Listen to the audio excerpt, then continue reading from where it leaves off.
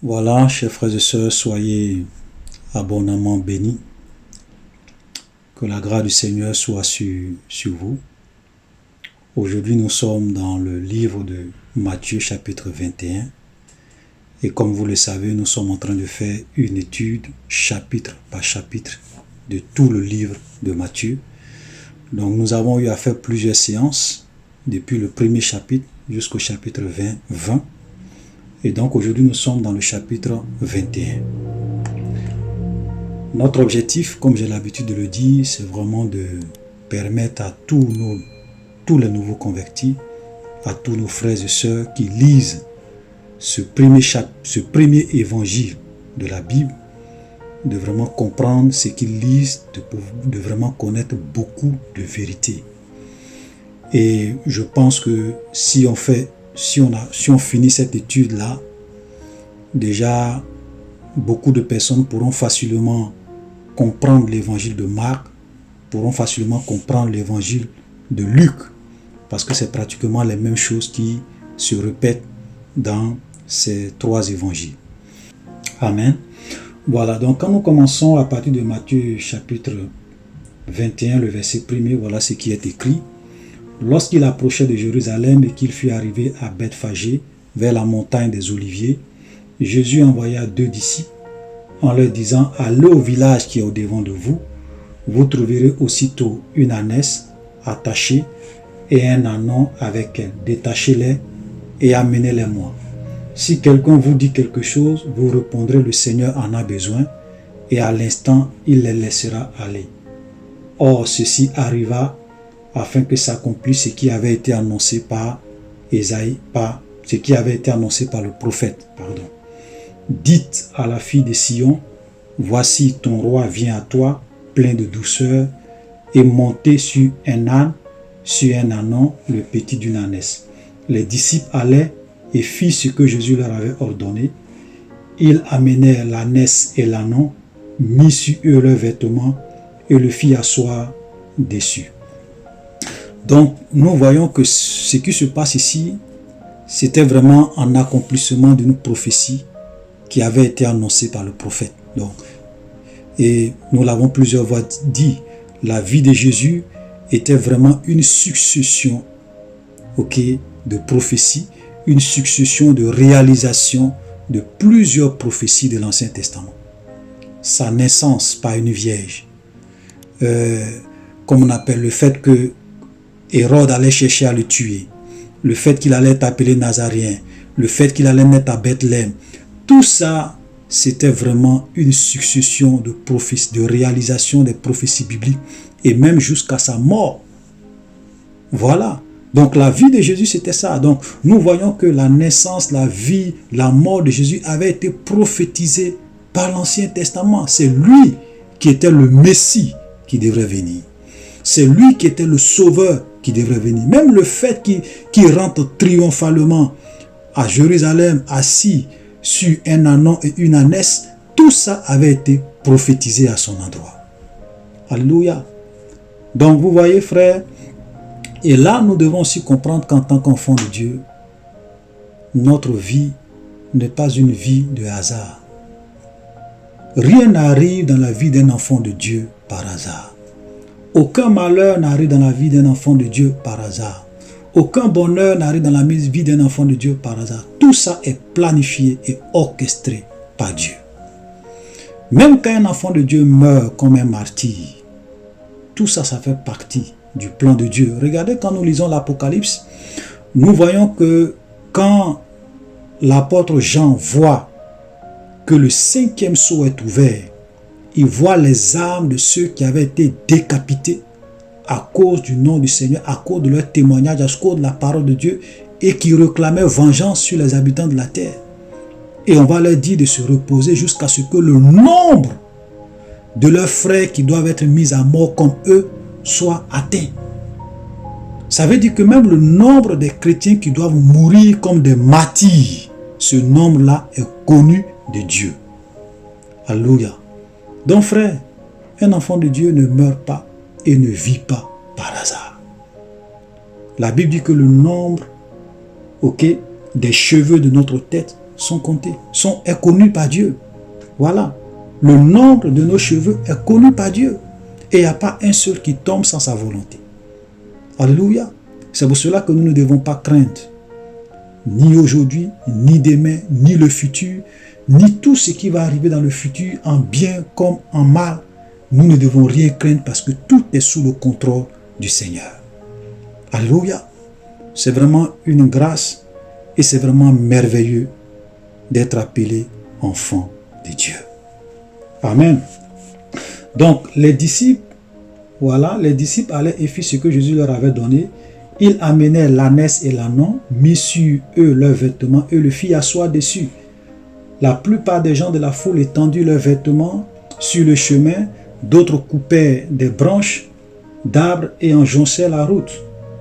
Ceux qui précédaient et ceux qui suivaient Jésus criaient « Hosanna au fils de David, béni soit celui qui vient au nom du Seigneur, Hosanna dans les lieux très hauts. » Lorsqu'il arriva dans Jérusalem, toute la ville fut émue et l'on disait « Qui est celui-ci » Et la foule répondait « C'est Jésus-Christ, c'est Jésus, le prophète de Nazareth en Galilée. » Extraordinaire. Vous voyez? Et donc là, Jésus va faire une entrée triomphale à Jérusalem. Et les foules criaient, les foules chantaient, les foules criaient, chantaient son nom. Amen. Mais vous allez remarquer que cette même foule qui est en train d'acclamer Jésus dans ce texte, c'est cette même foule aussi plus tard qui vont dire crucifiez-le, crucifiez-le, crucifiez-le. Voilà. Toute cette foule qui était contente de toute cette foule qui était contente de le voir, cette même foule va crier plus tard, ok, crucifiez-le, crucifiez-le, crucifiez-le. Frères et sœurs, c'est pour cela que dans notre marche avec Dieu, nous ne devons pas nous fier aux hommes. Nous ne devons pas nous fier aux gens qui nous suivent. Nous ne devons pas nous fier aux gens qui nous acclament. Parce que souvent, les gens qui vous acclament, demain, ce sont ces mêmes personnes qui vont vous haïr, qui vont vous traiter de tous les noms, qui vont vous rejeter. Voilà. Et quand nous lisons l'histoire de la Bible, nous voyons que tous les prophètes, Jésus l'a dit, tous les prophètes de l'Ancien Testament ont été rejetés. La plupart ont été rejetés, traités de tous les noms à cause de la parole de Dieu. C'est pour cela que vous allez remarquer que quand vous êtes un véritable homme de Dieu, vous ne devrez pas chercher la popularité. Vous ne devrez pas chercher la célébrité. Un vrai homme de Dieu, c'est quelqu'un qui cherche non pas l'approbation des hommes, mais l'approbation de Dieu. Alléluia. Voilà. Donc Jésus était comme ça. Jésus ne cherchait pas l'approbation des hommes. C'est vrai que les gens l'acclamaient quand il est rentré, mais il va être constant dans ses voies. Il va être constant dans son message. Il va être constant dans la vérité qu'il prêche. Et après, les gens vont le haïr à cause de la vérité qu'il prêche. Lui-même le disait. Il dit, dans le livre de Jean, il dit, le monde me hait. Ok? Parce que je rends de lui le témoignage que ses œuvres sont mauvaises. Vous voyez un véritable serviteur de Dieu qui dit au monde et qui rend le témoignage au monde que ses œuvres sont mauvaises, le monde va le haïr. C'est pour cela que vous ne pouvez pas être un vrai prédicateur de Jésus. Vous ne pouvez pas être un vrai serviteur de Jésus. Vous ne pouvez pas être un prédicateur de la sainteté, de la pureté, de la crainte de Dieu. Et puis les gens du monde vont vous aimer. Les gens du monde vont vous acclamer. Quand vous voyez un pasteur qui est aimé par les gens du monde, qui est acclamé par les gens du monde, que les gens apprécient ses messages, les gens apprécient ce qu'il dit, frère, faites attention. Ouais. Parce qu'un serviteur de Dieu qui vient dire, ça c'est pas bon, le péché n'est pas bon, la méchanceté n'est pas bon, fumer n'est pas bon, le vol n'est pas bon, l'impudicité n'est pas bon, l'adultère n'est pas bon, la pornographie n'est pas bon. Vous pensez que les gens vont l'aimer? Vous pensez que le monde va l'acclamer? Non, les gens vont le haïr. Voilà la vérité. C'est pour cela qu'un véritable serviteur de Dieu ne peut pas être aimé par le monde. Il n'y a que les brebis du Seigneur qui pourront l'aimer. Parce que Jésus a dit, mes brebis me connaissent et elles entendent ma voix et elles me suivent. Voilà. Donc quand vous êtes un vrai serviteur de Dieu, quand vous prêchez la vérité, ceux qui sont les brebis du Seigneur vont comprendre vont comprendre votre message, vont comprendre votre enseignement, vont vous aimer parce que vous prêchez la vérité. Mais ceux qui ne sont pas les brebis du Seigneur vont vous haïr et vont vous combattre. Ça, c'est une vérité. Alléluia. Paul même pouvait dire, il dit, si je voulais plaire aux hommes, je n'allais pas être serviteur de Dieu. Voilà. Si je voulais plaire aux hommes, je n'allais pas être serviteur de Dieu. Malheureusement, aujourd'hui, vous avez beaucoup de pasteurs qui cherchent à plaire aux hommes, à plaire aux gens, et qui ont changé leur message, qui ont falsifié la parole de Dieu, qui ne prêchent plus la vérité, à cause de la célébrité, à cause des honneurs, à cause des hommes. Parce qu'ils veulent plaire aux hommes, ils veulent avoir des églises où il y a du monde, il y a du monde, il y a du monde. Ça fait qu'ils ont dévié. Alléluia. C'est malheureux, mais c'est la vérité. Verset 12. Jésus entra dans le temple de Dieu. Il chassa tous ceux qui vendaient et qui achetaient dans le temple. Il renversa les tables des changeurs et les sièges des vendeurs de pigeons. Verset 13. Et il leur dit, il est écrit, ma maison sera appelée une maison de prière, mais vous en avez fait une caverne de voleurs. Et ce que Jésus est en train de dire ici est une vérité. Est une vérité qui se passe aujourd'hui dans nos églises. Les gens ont fait de la maison de Dieu une maison de business. Les gens ont fait de la maison de Dieu aujourd'hui une maison de commerce. Les gens ont fait de la maison de Dieu une maison de trafic. Ils viennent vendre de l'huile. Ils viennent vendre l'huile d'onction dans l'église. Ils viennent vendre l'huile de Jérusalem. Ils viennent vendre des parfums. Ils viennent vendre de l'eau qu'ils appellent de l'eau bénite. Ils viennent vendre les grâces de Dieu. Ils viennent vendre les prières dans la maison de Dieu.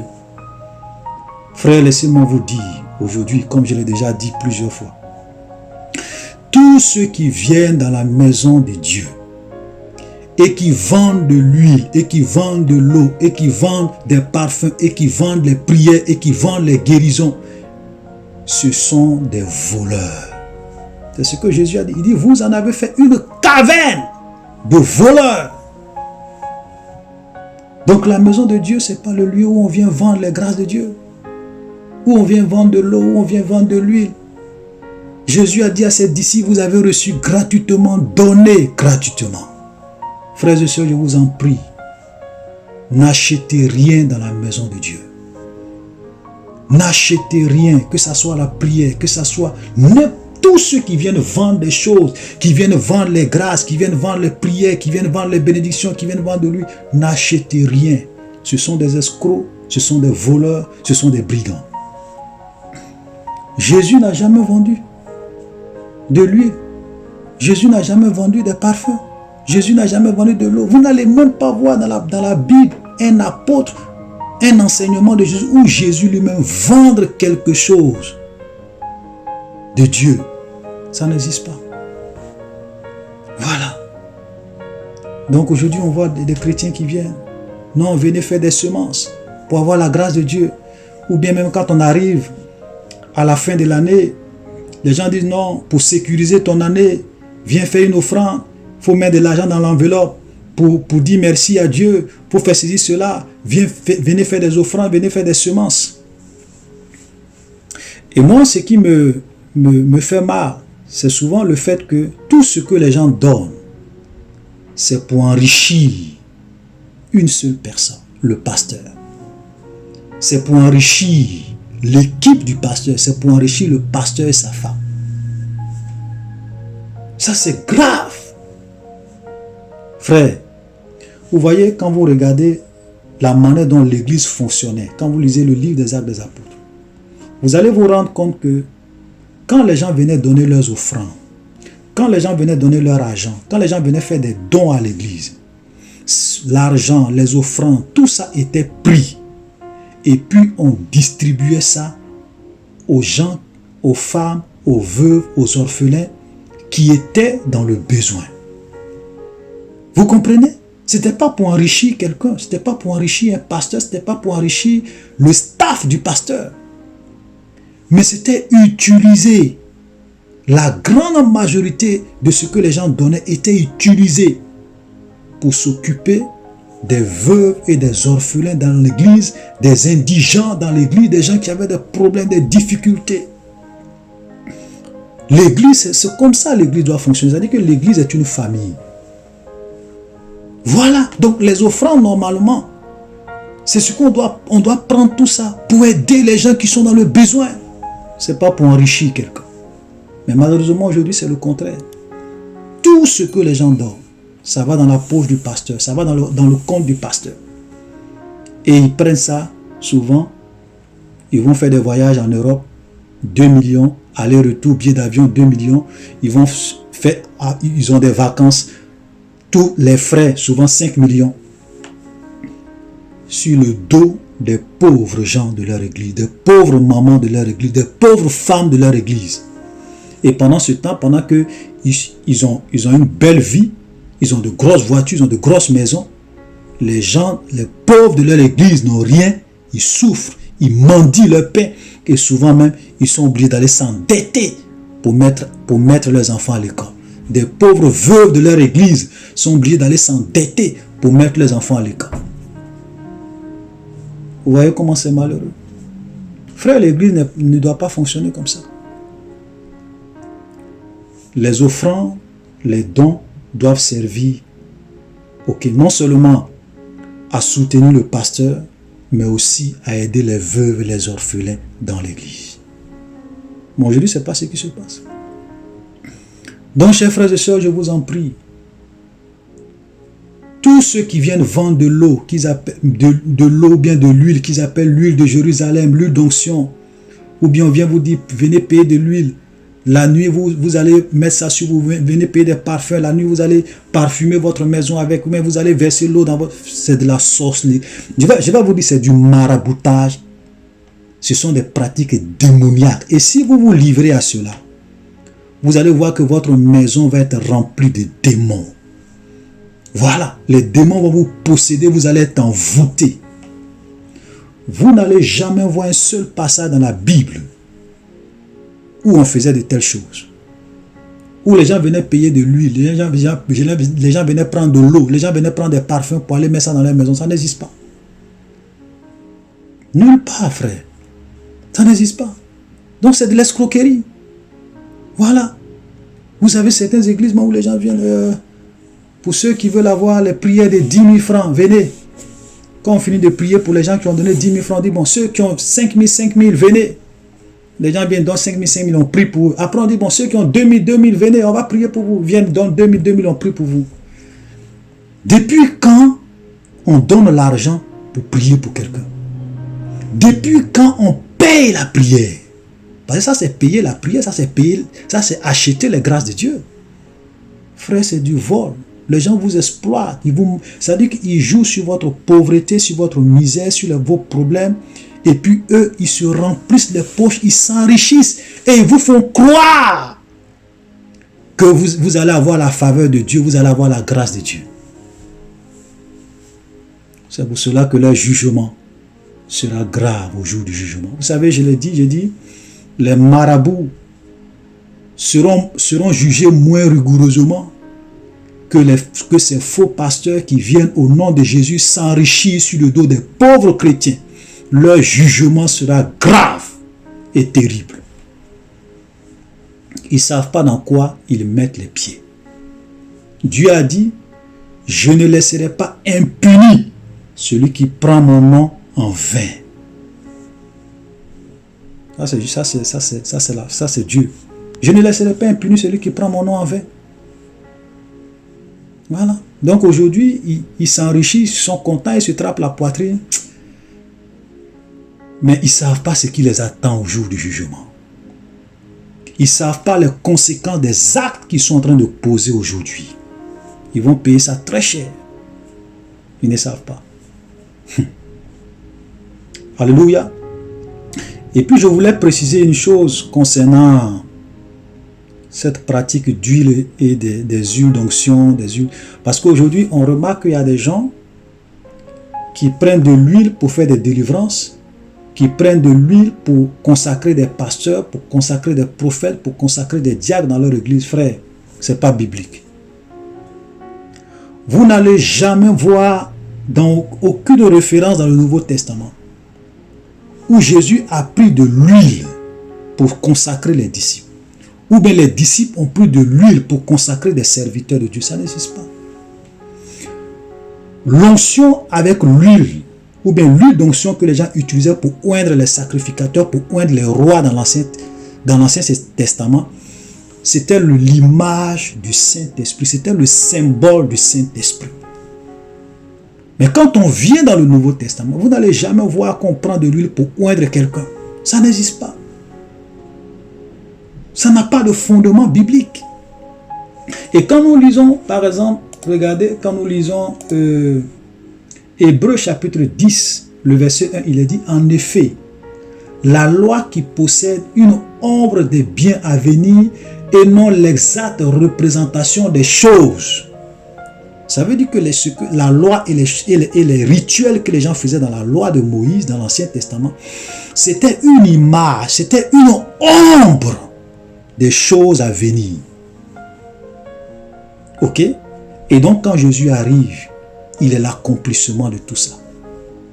Donc l'huile d'onction symbolise, c'était le symbole de l'onction de Dieu, c'était le symbole du Saint-Esprit dans l'Ancien Testament.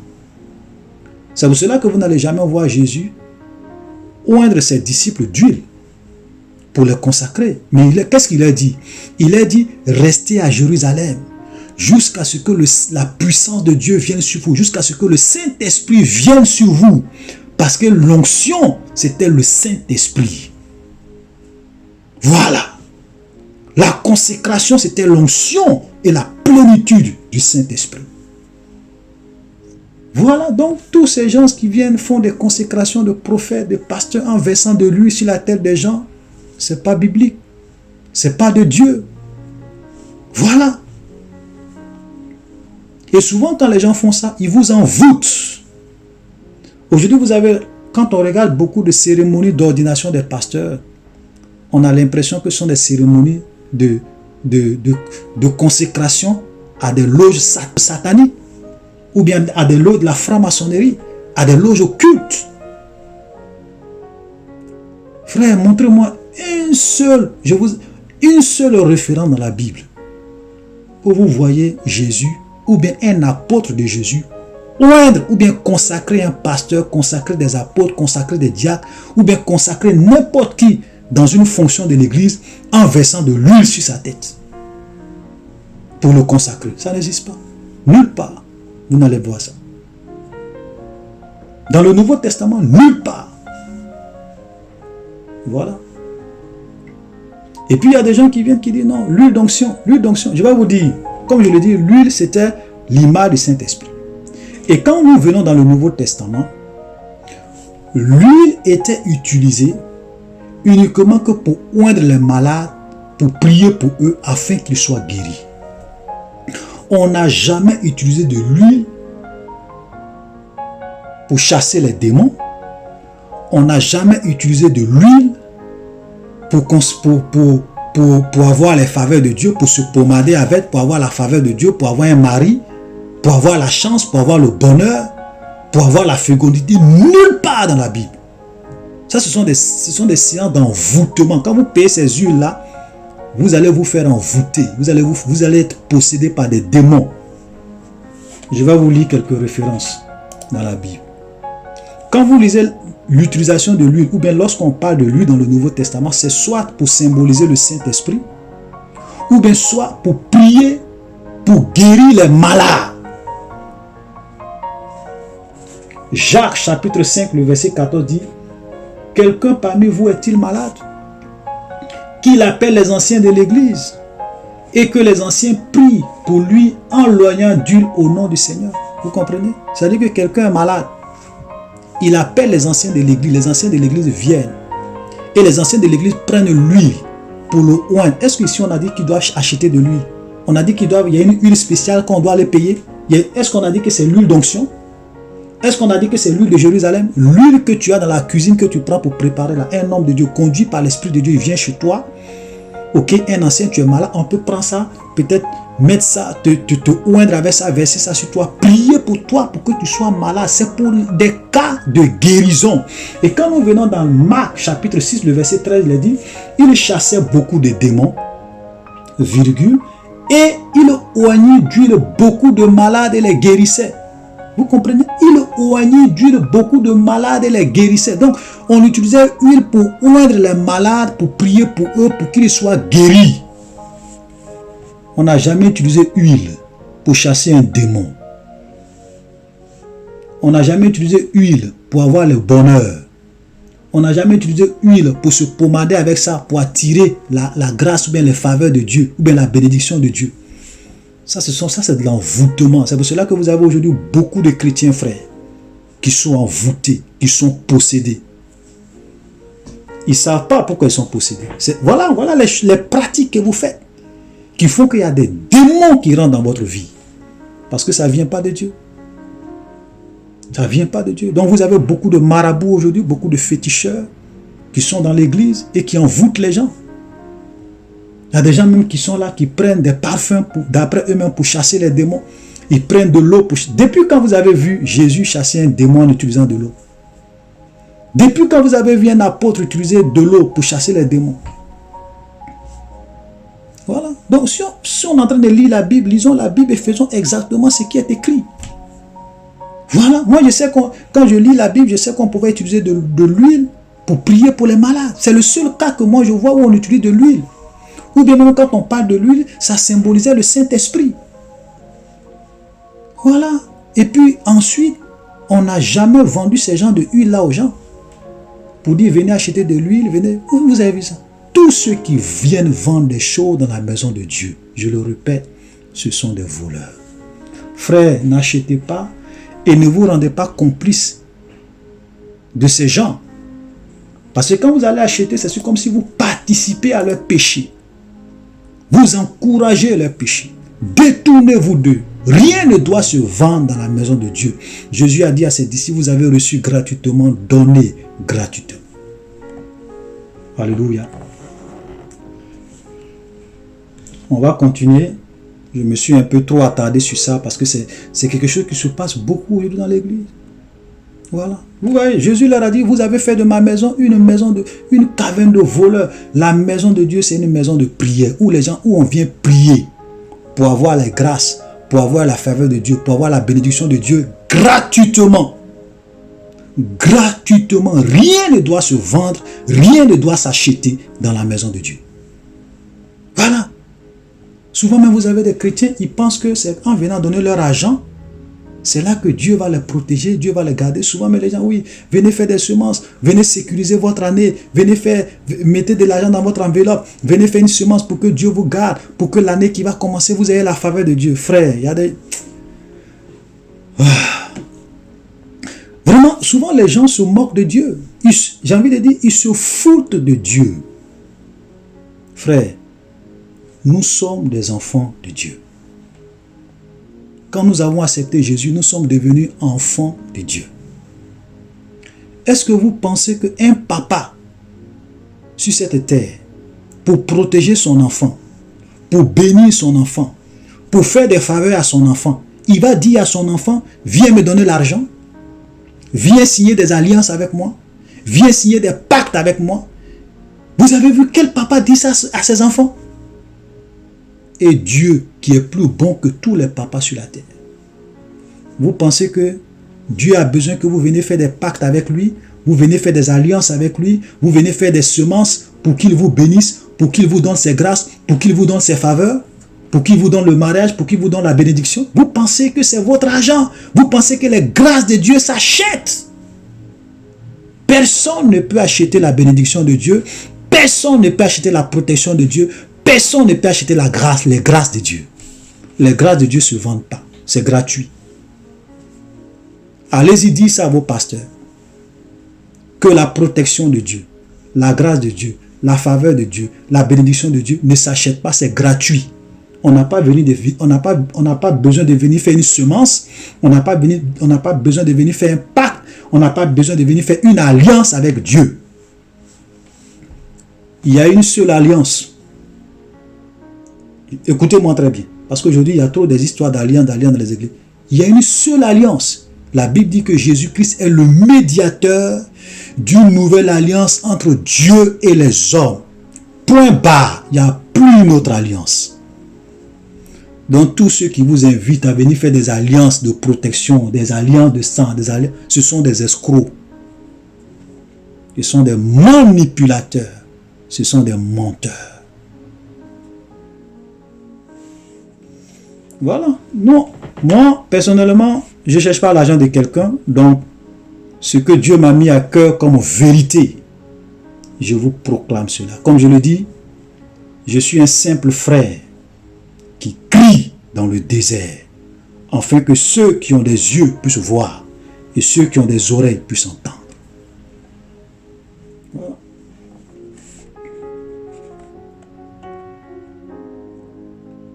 Alléluia. Donc nous allons continuer. Verset 14. Des aveugles et des boiteux s'approchaient de lui dans le temple et il les guérit. Vous voyez ça? Quand il a fini de les chasser, il y a des aveugles et des boiteux qui se sont approchés de lui. Et sur le champ, il les a guéris. Mes frères, les aveugles et les boiteux qui sont venus voir Jésus ici, et puis Jésus les a guéris là. Ils ont apporté quelle offrande à Jésus? Parce que vous avez des pasteurs qui disent, on ne doit pas venir voir l'homme de Dieu les mains vides. Mais les boiteux et les aveugles qui se sont approchés de Jésus dans le temple, et puis Jésus les a guéris ici là. Ils sont venus avec quelle offrande dans leurs mains? Ils n'avaient rien. Ils sont venus. Le gars, il est aveugle. Il va apporter quelle offrande? Il est boiteux, il est malade, il souffre, il est pauvre. Il est venu. Jésus les a guéris gratuitement. Est-ce qu'ils ont donné quelque chose à Jésus? Ils ont donné l'argent à Jésus? Comme je le disais la dernière fois, j'ai dit, vous n'allez jamais voir Jésus prendre l'argent pour guérir quelqu'un ou après avoir guéri quelqu'un, lui demander de l'argent. Ça n'existe pas. Jamais dans la vie. Alléluia.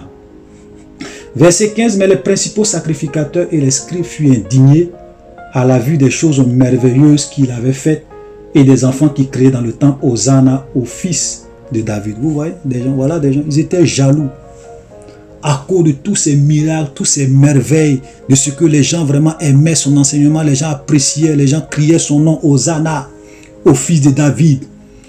Voilà les principaux sacrificateurs et les scribes, les pharisiens, qui étaient jaloux de Jésus. Ce n'est pas la vérité qui les intéressait. Vous avez aujourd'hui beaucoup de pasteurs comme ça. Quand vous prêchez la vérité qui les dérange, ils vont vous créer des problèmes. Ils vont faire des commentaires. Ils vont même, il y a un pasteur la dernière fois, une fois, qui m'a envoyé un long mail pour me parler durement.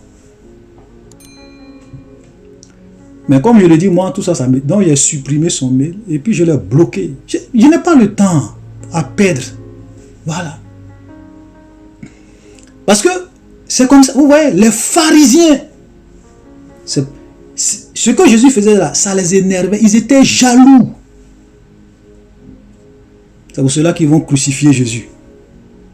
À cause de leur jalousie.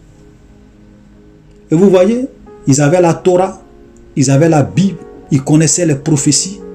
Mais quand Jésus est né, on a vu ça quand on était en train de faire l'étude de Matthieu chapitre 1 et 2. Ce sont des mages d'Orient. C'est à eux que Dieu a montré qu'il y a quelqu'un qui est né, le roi, le sauveur du monde est né. Mais eux qui avaient la Torah, eux qui avaient la Bible, ils n'ont pas su que le Messie est né. Et ces mêmes personnes qui avaient la Bible, qui avaient tous les livres de l'Ancien Testament, Jésus les a laissés pour aller susciter un prophète Jean-Baptiste dans le désert pour venir prêcher la vérité et la repentance à son peuple. C'est pour cela qu'aujourd'hui vous allez remarquer que Dieu est en train de susciter des hommes de Dieu à travers le monde pour prêcher la vérité à son peuple. Parce que la plupart des pasteurs aujourd'hui que nous connaissons, qui sont médiatisés, ne prêchent plus la vérité. Jésus revient bientôt. Il vient chercher une église sainte, une église pure, une église sans tache. Donc il y a des gens que Dieu va susciter à la fin des temps et que Dieu est en train de susciter à travers le monde entier pour venir prêcher la sainteté, pour venir prêcher la pureté, pour venir prêcher la repentance à son peuple.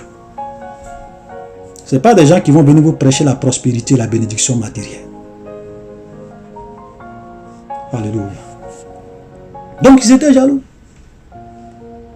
Et verset 16, il lui dit, entends-tu ce qu'ils disent? Oui, Jésus leur répondit, n'avez-vous pas lu ces paroles?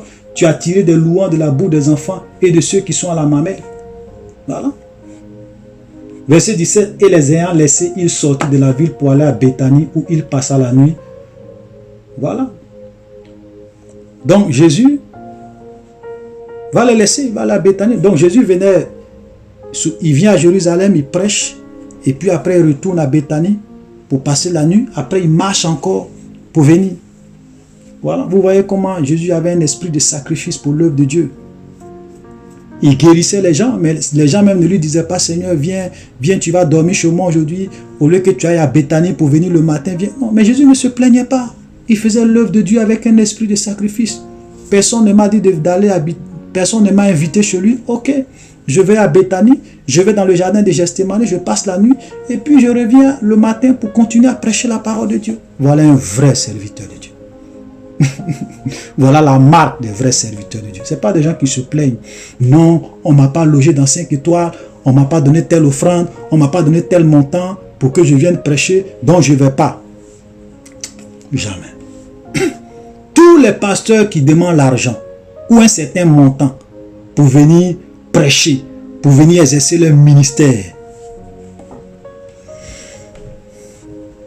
ce n'est même pas la peine de les inviter encore. Parce qu'un serviteur de Dieu n'agit pas comme ça. Un vrai. Alléluia. Donc, verset 10, le matin, en retournant à la ville, il eut faim. Voyant un figuier sur le chemin, il s'en approchant, mais il n'y trouva que des feuilles. Et il leur dit que jamais fruit ne naisse de toi. Et à l'instant, le figuier sécha. Les disciples qui virent cela furent étonnés et dit, comment ce figuier est-il devenu sec en un instant? Jésus leur répondit, je vous le dis en vérité, si vous avez de la foi et que vous ne doutez point, non seulement vous ferez ce qui a été fait à ce figuier, mais quand vous direz à cette montagne, ôte-toi de là et jette-toi dans la mer, cela se fera. Tout ce que vous demanderez avec prière, avec foi par la prière, vous le recevrez. Voilà, donc Jésus, en quittant Béthanie pour aller à Jérusalem, il a eu faim, il s'approche d'un figuier pour voir, il ne voit que des feuilles. Et il va maudire le figuier. Et à l'instant, le figuier va sécher. Ce que Jésus a fait, ça avait une signification prophétique. Parce que le figuier ici symbolise aussi le symbole d'Israël.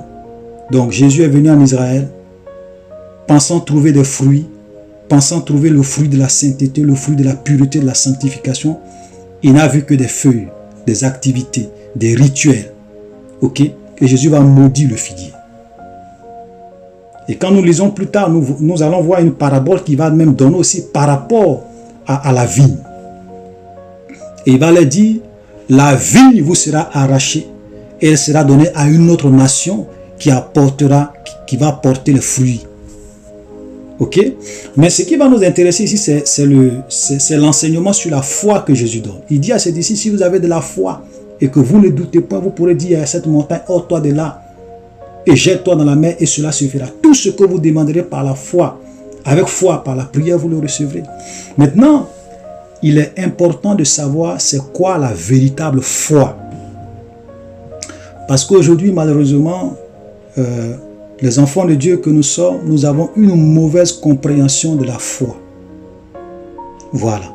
Les gens ne savent pas. Donc, j'ai fait un enseignement sur la foi que j'appelle la véritable foi selon Dieu. Ok, donc vous pouvez aller sur notre chaîne YouTube. Notre chaîne YouTube, c'est Vérité Biblique TV. Donc vous pouvez aller sur YouTube, vous tapez Vérité Biblique TV. Vous allez voir la vidéo. Bon, je vais mettre le numéro que j'avais intitulé La véritable foi selon Dieu. Et j'ai expliqué la foi. Mais je vais donner juste un exemple que j'ai donné par une explication que j'ai donnée dans cette vidéo. Parmi tous les genres de foi, les types de foi qu'on peut avoir. Vous savez, souvent, vous devez comprendre que la foi, la Bible nous dit dans Romains chapitre 10, le verset 17, « Ainsi la foi vient de ce qu'on entend, et ce qu'on entend vient de la parole de Christ. » Je reprends, Romains 10, le verset 17, « Ainsi la foi vient de ce qu'on entend, et ce qu'on entend vient de la parole de Christ. » Ça veut dire que la véritable foi, ok, vient de la parole de Christ. Ça veut dire que je ne peux pas me lever de moi-même et puis dire par exemple, montagne, déplace-toi, va dans la mer. Ça va pas arriver. Je ne peux pas me lever et puis dire, bon, Seigneur, je prie que le temps s'arrête pendant 1 heure du temps. Nous tous, nous savons que Dieu peut arrêter le temps pendant 1 heure du temps. Voilà. Mais je ne peux pas me lever et puis dire ça comme ça. Pour que ça puisse marcher, il faut que j'ai entendu la voix, la parole du Christ. Il faut que ce soit le Saint-Esprit qui me pousse à faire cette déclaration. Il faut que ce soit une parole que j'ai entendue, que j'ai reçue de Dieu. Il faut que ce soit le fruit d'une conviction qui vient de Dieu. Alléluia. Vous allez voir qu'il y a des gens, ils peuvent par exemple déclarer une parole sur vous. Ok? Et ça va arriver. Pourquoi? Parce que cette parole qu'il déclare sur vous, c'est poussé par l'Esprit de Dieu qu'il déclare. Ce n'est pas qu'il se lève comme ça pour dire. S'il se lève comme ça pour dire, rien ne va arriver. C'est ça la foi. Josué a dit, quand ils sont allés en guerre, il a dit, soleil, arrête-toi sur Gabaon. Et le soleil s'est arrêté sur Gabaon. Pourquoi? Parce que la déclaration que Josué a faite, c'était poussé par l'Esprit de Dieu. Dieu a dit à Moïse, étends ta main sur la mer et la mer va être divisée en deux. La mer rouge va se séparer et vous allez traverser à sec. Quand Moïse a fait ça, la mer s'est séparée. Pourquoi? Parce que c'est Dieu qui a dit à Moïse de faire ça. Ce n'est pas Moïse qui s'est levé de lui-même pour dire, la mer rouge, divise-toi. Si Moïse s'était levé de lui-même pour dire ça, la mer rouge n'allait pas se diviser. Vous comprenez? Donc la foi vient de ce qu'on entend, et ce qu'on entend vient de la parole de Christ. Donc, il y a des choses que nous pouvons faire par la foi, si cela est le fruit d'une conviction, si cela est le fruit d'une orientation du Seigneur. Donc il faut comprendre c'est quoi la foi. Donc ça c'est juste un exemple. Voilà, je vais pas reprendre l'enseignement. Donc pour ceux qui veulent savoir c'est quoi la véritable foi, je vous prie d'aller suivre cet enseignement qui va vraiment vous éclairer sur beaucoup de choses. Donc on va continuer.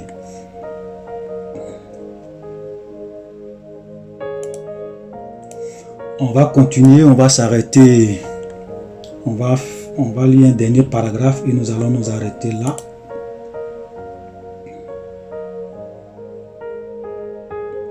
Verset 24.